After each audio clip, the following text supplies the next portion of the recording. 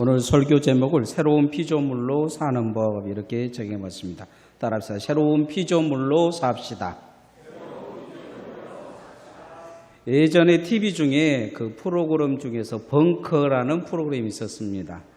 침수된 차나 망가지고 움직이지 못한 오래된 차를 TV에서 매입을 해가지고 부품들을 다 바꾸고 겉도 바꾸고 튜닝을 해서 경매로 파는 프로그램입니다. 이 프로그램에서 차를 사가지고 고치는 거 비용을 나중에 보면 새 차 산 것보다도 더 많이 드는 것을 볼 수가 있습니다. 새 차를 사면 그렇게 수고도 안 할 텐데 새로 사고 또 수고하고 그래서 돈을 많이 들인 것을 볼 수가 있어요.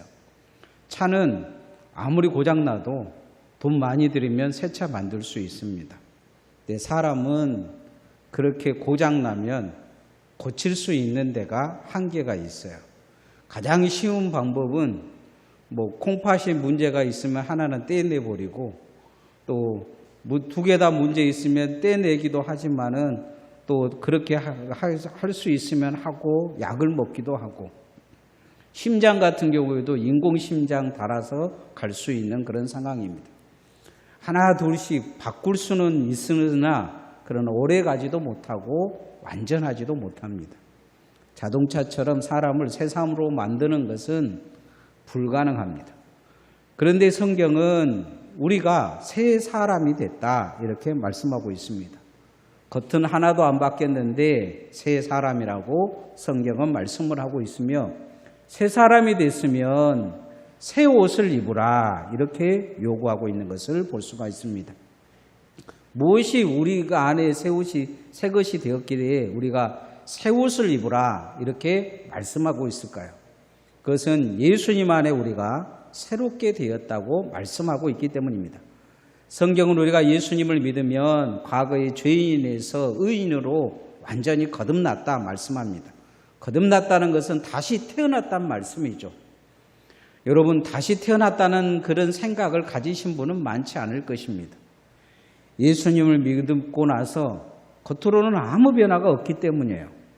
그러나 하나님 보시기에는 우리가 완전한 속사람이 변화가 일어난 것이 있습니다. 그것은 옛사람이 예수 그리스도의 십자가에 죽고 외전에 죄로 죽었던 영이 성령의 은혜로 말미암아 거듭나서 영이 살아난 사람이라는 거죠. 예수를 완전히 믿지 않는 사람과 예수 믿는 사람의 차이가 거기에 있어요. 영이 죽은 사람과 영이 살아났다는 거예요. 영이 죽었다는 것은 죄에 아직 매여 있다는 거예요.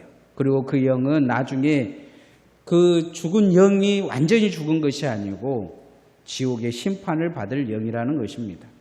영적으로 우리가 살아나 거듭났다는 것은 하나님의 나라에 들어갈 수 있는 은혜가 있는 영적인 사람이라는 것입니다.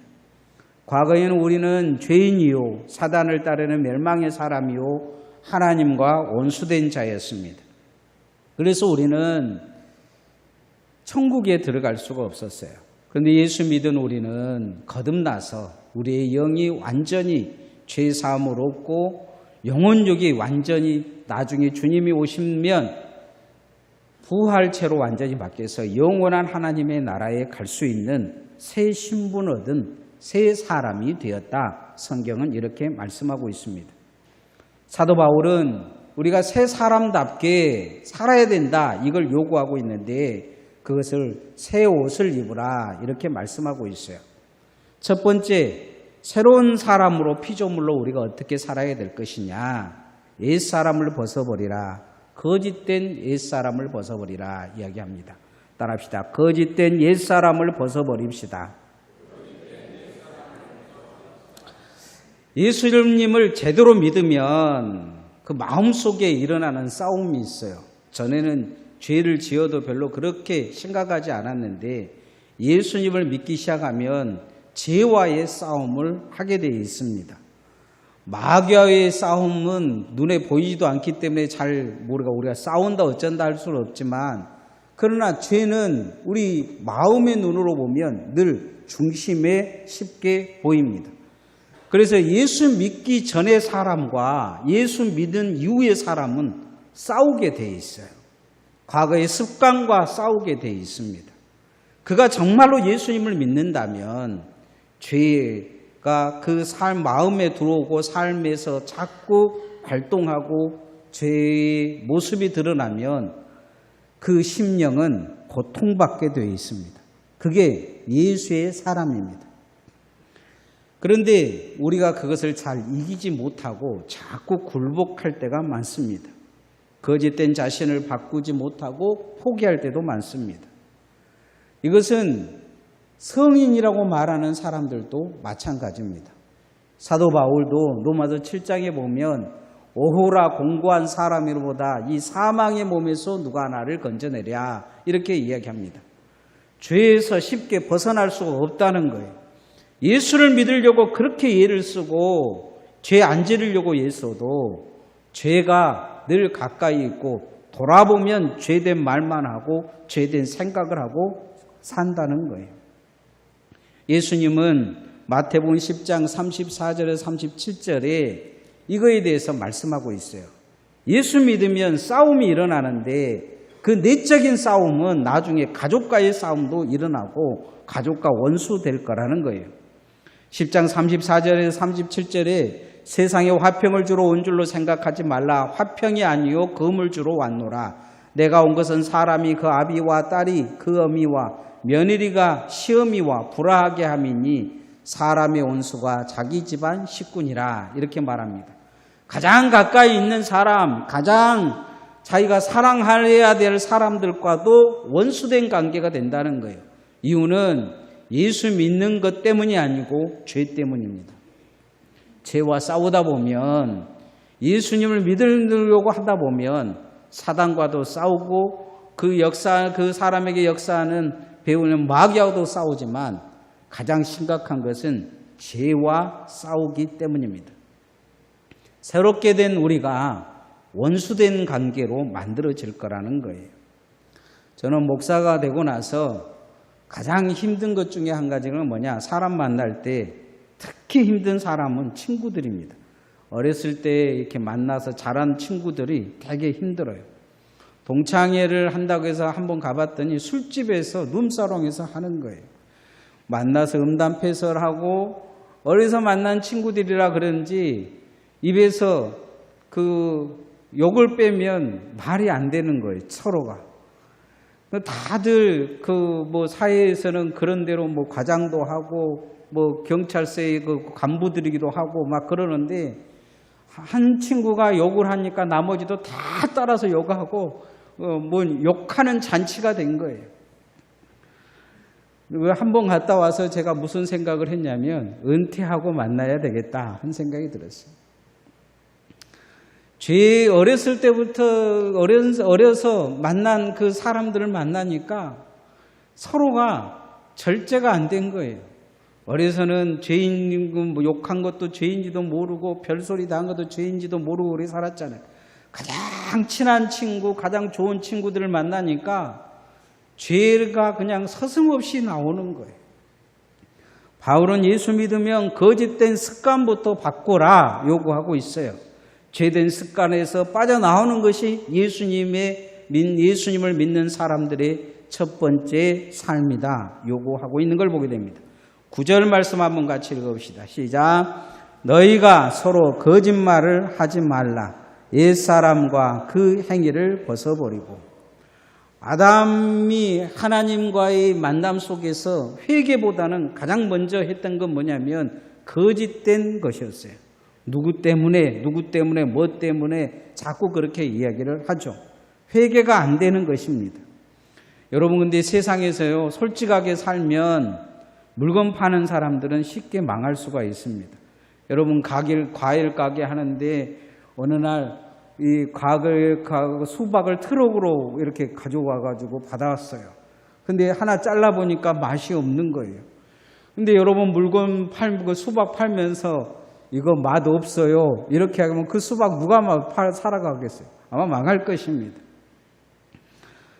솔직하면 망하는 세상, 그런 세상을 우리는 살고 있어요.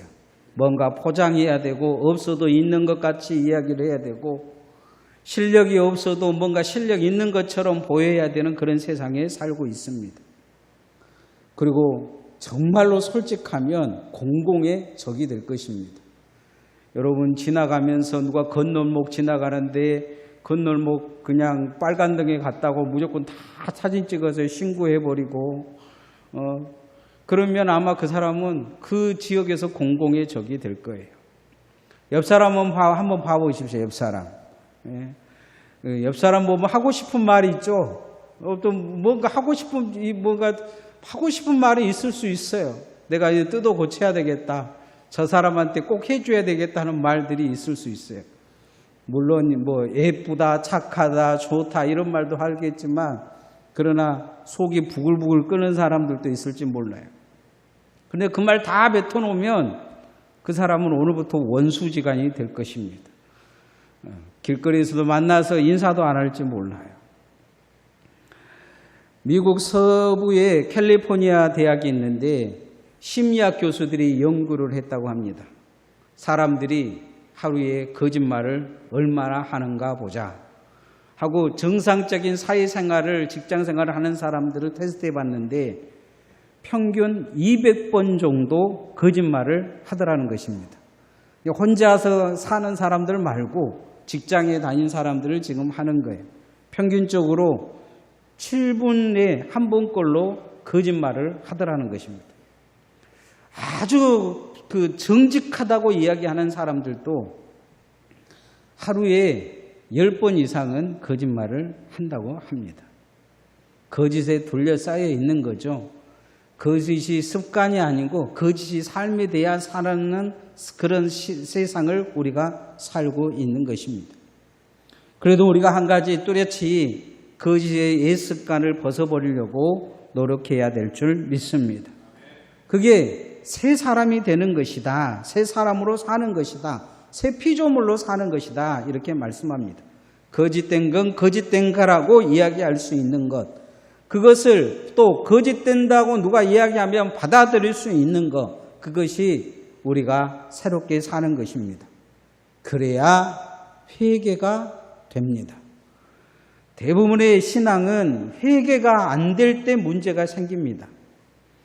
교회 와서 하나님의 말씀을 처음 듣고 회개하면 거듭나게 돼 있어요. 회개하라 그러면 성령을 선물로 받으리니 이렇게 말씀하고 있어요. 회개가 안 되면 옛사람으로 돌아가는 거예요. 거짓으로 자신을 자꾸 포장하려고 합니다. 우리가 하나님의 사람이라면 하나님의 말씀에 정직하고 회개가 되어지는 새로운 피조물로 살아야 될 줄 믿습니다. 그러기 위해서는 거짓된 지식에서 참된 지식으로 새 옷을 입으라 이야기합니다. 지식에까지 새롭게 되라 말씀합니다. 따라합시다. 지식에까지 새롭게 됩시다. 한 할아버지가 사랑하는 여인이 있는데 결혼하지를 못했어요. 한 아이가 그 이야기를 듣고 어린아이가 물어봐요. 이유가 뭡니까? 물어보니까 할아버지가 그 여인에게 결혼을 하려고 청혼하러 갔는데 여인이 웃으면서 그렇게 이야기하더라는 거예요. 2마리의 말 말고 5마리 소를 갖고 오면 결혼해 줄게요. 이렇게 이야기하더라는 것입니다. 가난한 아버지는 2마리 말도 없고 그 2마리 말도 없는데 5마리 소가 있겠습니까? 그래서 열심히 그날부터 이제 바로 돌아가서 일을 했다고 합니다. 소 5마리를 이제 만들어가지고 찾아갔는데 여인은 이미 다른 사람에게 시집을 가버리고 없더라는 것입니다. 이 이야기를 들은 아리가 할아버지에게 그런 이야기합니다. 에이 할아버지 농담도 모르세요? 2마리 말이랑 5마리 소면 2말 말고 어서 그 말이잖아요. 이렇게 해요. 2말 말고 그만 어서. 이 할아버지 말에 할아버지는 이 아이가 하는 말에 충격을 먹고 아이고 어쩔고 내가 왜 그것을 몰랐을까 하더랍니다. 아직도 무슨 말인지를 모르고 헤매는 분들이 있어요. 집에 가서 잘 생각해 보세요. 2마리 말하고 5마리 소면 2말 말고 어서 무슨 말인지. 그래도 여자분들은 알아들었는데 이 짝에 우리 장로님들과 남자분들은 아직도 모르는 것 같아요. 결혼 잘한 줄 아십시오. 사람이 나이를 먹으면 애들보다 나은 줄 알아요. 그런데 요즘 애들은 어른보다 훨씬 잘 알아요. 어른보다. 뭐 정치, 문화 15살 정도 되면 그 정치와 문화에 대해서도 어른들보다 판단력이 훨씬 더 좋습니다. 왜냐하면 인터넷을 접촉한 아이들이 어른들의 생각을 이미 앞서가고 있습니다. 어른들이 왜 뒤처질까요? 뭔가 많이 안 것 같이 지혜는 있는 것 같은데 지식에서는 이미 뒤떨어지고 있어요. 그것은 공부하지 않기 때문입니다. 책 읽지 않기 때문이에요. 여러분 1년에 책 몇 권이나 읽으십니까? 저분 여러분에게 책 읽으라고 말하고 싶지는 않아요. 그냥 행복하게 잘 사세요. 그러나 중요한 것은 예수 그리스도의 은혜로 우리가 구원을 받았으면 하나님의 말씀을 날마다 묵상함을 통해 우리의 지식은 성령의 지식이요 예수의 지식이요 말씀의 지식이 되어야 될 줄 믿습니다. 그리스도인들이 교회는 다니는데 하나님 말씀을 하나도 모르는 경향이 있어요.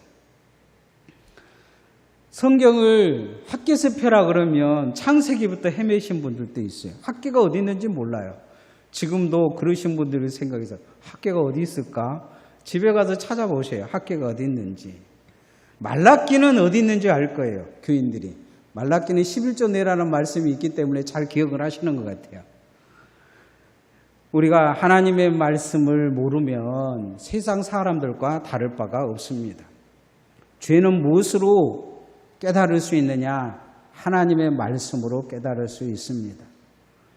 사도 바울은 예수님을 믿고 새 사람이 되려고 하면 지식에까지 새로워져라 요구하고 있어요. 10절 말씀 한번 같이 읽읍시다. 시작. 새 사람을 입었으니 이는 자기를 창조한 신의 형상을 따라 지식에까지 새롭게 하심을 입은 자니라. 왜 우리가 지식에까지 새롭게 돼야 됩니까? 지식은 정말 중요합니다. 아는 것은 중요해요. 요즘 인터넷에서 보면 그 가짜 뉴스가 있잖아요. 가짜 뉴스. 가짜 뉴스를 만들어내는 사람들이 있어요. 이 가짜 뉴스를 만들어내는 사람들은 그 가짜 뉴스를 가지고 사람들을 세뇌시키려고 해요. 특히 70세 이상 되신 분들이 유튜브를 잘하시는 분들이 계셔요. 근데 이분들이 대부분 성향이 보수적이거든요. 그러다 보니까 보수 유튜브들이 하는 말들을 그대로 믿는 경향이 있어요. 무슨 선거가 부정선거다 그래가지고 아직도 부정선거가 일어난 줄 알고 그렇게 믿는 사람들도 있어요. 하나님의 말씀 설교는 듣지는 않으면서 교회 다니면서 그런 것만 보는 사람들이 있어요. 또 그런 목사님들 있잖아요. 저 서울의 어떤 점 누구라고 전시라고 이야기해서 전시들에게 죄송한데 좌우지간 그런 분들 그 이야기만 듣다 보니까 결국은 그 지식이 그런 쪽으로 막 흘러가는 거예요. 예수님을 믿으면 어떻게 살아야 되는지, 어떻게 변화돼야 되는지 그런 관점의 삶이 없는 거예요. 아무리 겸손하고 낮아지고 그렇게 하나님을 위해서 용서하고 사랑하라고 이야기해도 머릿속에 딴 것밖에 없어요. 지식이 그쪽으로 흘러가는 거예요. 그쪽으로 발전해 가는 거예요. 그런 쪽에는 너무 똑똑해요. 그러나 정말로 예수의 사람이 되지 못한 거예요. 목사님들 중에서도 그런 분들이 있어요. 헌법책을 너무 잘하는 거예요. 그래서 교회 싸움 나면 그 사람들이 가서 변호사도 하고 뭐 많게는 1,000만 원씩 받아가면서 변호사 역할을 해요. 그러다 보니까 싸움 나는 데는 그렇게 열심히 쫓아다녀요. 근데 설교하는 거 들어보면 하나님의 말씀 하나도 몰라요. 그냥 그런 쪽으로만 발전이 하는 거죠. 그래서 누구 어느 교회에 싸움 났다 뭐 어쩌다 보면 뭐 헌법이 몇 장 몇 장 쭉 이야기하는데 성경 몇 장 몇 절은 그 입에서 절대 나오지 않아요. 다른 쪽으로 발전해 가버린 거죠. 우리가 예수의 사람으로 지식에까지 새로워지려면 하나님의 말씀을 날마다 묵상해야 될 줄 믿습니다. 말씀 중심으로 살아야 됩니다. 말씀을 날마다 묵상하고 말씀이 내 삶에 실천되어진지를 점검해 봐야 됩니다. 말씀이 옷을 입고 있는지를 뒤돌아봐야 돼요. 말씀이 지식으로만 끝나서는 안 된다는 거죠. 지식에까지 새로움을 입으라 요구하는 것은 그 말씀이 삶으로 나타나야 된다고 이야기를 합니다. 말씀이 삶으로 나타나는 것을 무엇이라고 이야기하냐면 성품이라고 그럽니다. 성품. 사람의 성품이 정말로 중요해요.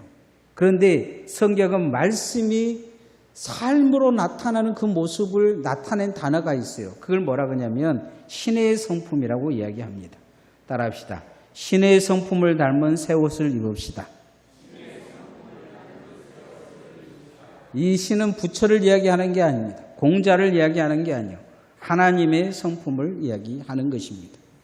과학이 발달하기 전에는 애벌레가 이 번데기로 변하고 번데기 속에서 애벌레가 다리가 나오고 날개가 나오고 나비가 완성되면 이제 어느 정도 이 번데기를 뚫고 나와서 하늘을 나른다고 가르쳤습니다. 어렸을 적에 저도 그렇게 배웠어요. 그런데 지금 우리 초등학교 다니는 아이들한테 이런 이야기하면 바보라고 합니다. 바보. 그렇게 생각하셨죠? 그렇게 생각 안 한 것처럼 지금 다 알고 있는 것처럼 지금 똑똑한 척 하는데 애벌레가 나비가 되는 과정이 있어요. 초등학교 아이들이 배우는 그 과학 시간에 보면 이 아이들이 그 배우는 단어 중에서 좀 어려운 단어가 있습니다. 변태우해라는 단어가 있어요. 우리 저기 대학생들도 2층에 앉아 있는데 이건 배우지는 않았을 것 같아요. 애벌레가 번데기로 만들면 한 번 죽는 과정을 겪습니다. 어떻게 죽냐? 애벌레가 이제 그 번데기로 이제 자기의 겉을 이렇게 만듭니다. 그렇게 만들어서 주머니를 하나 이렇게 만든 거죠. 주머니를 만들면 소화효소를 자기가 내뿜습니다. 소화효소를 방출하면 그게 이 애벌레의 몸을 녹여버립니다. 그리고 녹여서 완전히 물처럼 액체가 되는 거죠. 여러분이 생각한 것처럼 다리가 나오고 날개가 나오고 그게 아니고 완전히 녹여져 버린 거예요. 물처럼 녹여져서 액체가 된 다음에 이것을 성충옹기라고 이야기를 하는데 그 안에 액체 속에서 세포가 남아 있어요. 이 세포가 발전을 해서 새로운 생명체로 머리도 만들고 다리도 만들고 날개도 만들어서 거기서 다시 태어난 거예요. 엄마의 뱃속의 아이가 엄마의 양수 속에서 심장이 생기고 머리가 생기고 다리가 생기고 팔이 생기고 그래서 정상적인 아이가 돼서 10개월 만에 나온 것처럼 이 완전히 녹아버려가지고 그 안에서 이 물속에서 자기 몸을 녹인 물속에서 나비를 만들어서 그렇게 나비가 되면 뚫고 나오는 것입니다. 나비가 되어서 나오면 이 나비는 애벌레와 다른 삶을 삽니다. 애벌레 때는 땅을 기어다닌다든지 아니면 나뭇잎을 갉아먹고 살잖아요.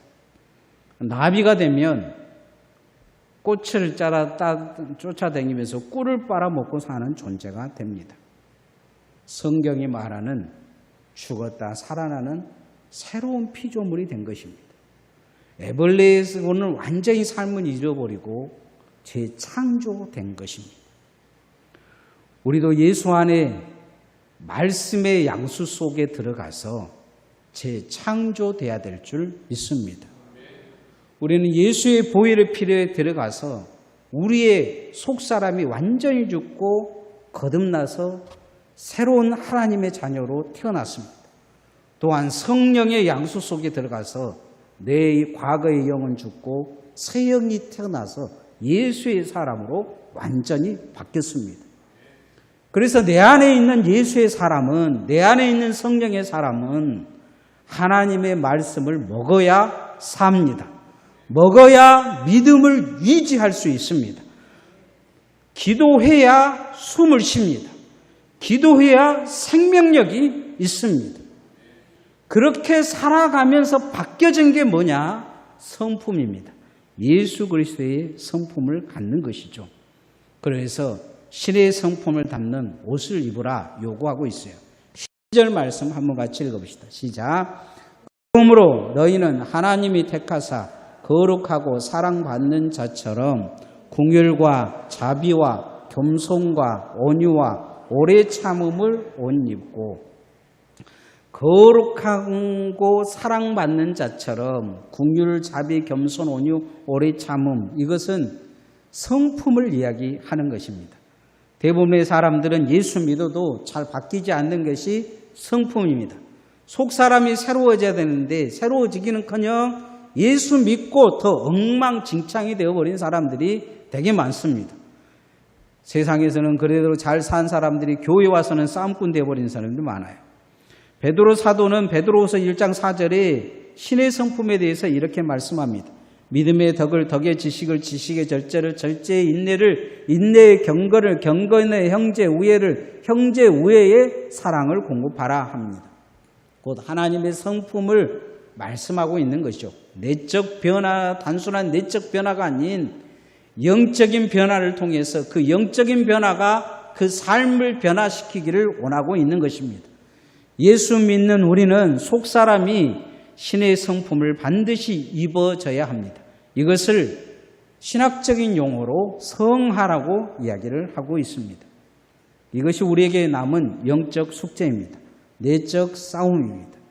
우리는 아직 애벌레가 번데기 속에 들어가서 변화되어서 성충이 되어서 나온 것처럼 완전한 애벌레가 그 번데기 속에 들어가 가지고 자신을 녹여서 새롭게 지어지는 그 과정처럼 우리는 지금 그 과정을 겪고 있습니다. 우리는 나비가 아닙니다. 나비가 되어져 가는 과정을 지금 겪고 있는 거예요. 여기에서 잘 변화되어져야 합니다. 다리도 나와야 되고 날개도 나와야 됩니다. 나비가 돼가지고 다리만 나오고 날개가 안 나오면 날아올 수가 없어요. 신의 성품을 가지고 예수의 사람으로 날아올라야 될 줄 믿습니다. 이것이 우리의 숙제입니다. 이게 우리가 싸워야 될 내적 싸움입니다. 우리는 죄와도 싸워야 되고 우리 변하지 않는 우리와도 싸워야 됩니다. 그리고 하나님의 말씀이 나를 녹이고 말씀으로 내가 새로워져야 됩니다. 성령이 나를 녹이고 성령으로 내가 새로워져야 합니다. 하나님의 은혜가 나를 녹이고 나는 은혜의 사람으로 바뀌어져야 합니다. 이게 우리가 싸우는 싸움입니다. 여러분, 이 싸움에서 승리하기를 원합니다. 예수의 사람, 온전한 사람으로 주님 앞에 왔을 때 나비가 날아오는 것처럼 주님 만났을 때 그래 잘 싸웠다. 온전한 그 하나님의 사람으로 그렇게 변화되었다.